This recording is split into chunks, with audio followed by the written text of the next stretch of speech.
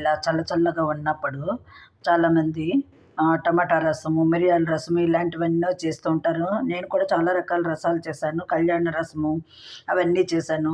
Today వచ్చి కరివేపాకు రసం అండి. దీన్ని ఎలా తయారు చేయాలంటే చూద్దామా?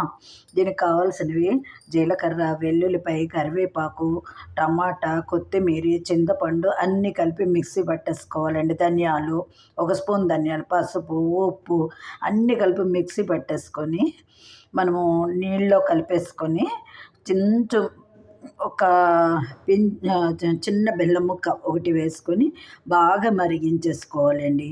మనం మరిగించేసుకొని పైనుంచి ఇంగు పోపు పెట్టుకోవడమేనండి. అంతే సింపుల్ కరివేపాకు రసం. దీనికి కావాలంటే అట్లనే పిప్పుతో ఉంచుకోవచ్చు. అన్నీ కలిపి మిక్సీ చేసిన రసాన్ని మరిగించుకుని బాగా, లేదు పైన రసము వడగొట్టేసుకొని కింద అడుగువి పాడేసుకోవచ్చు.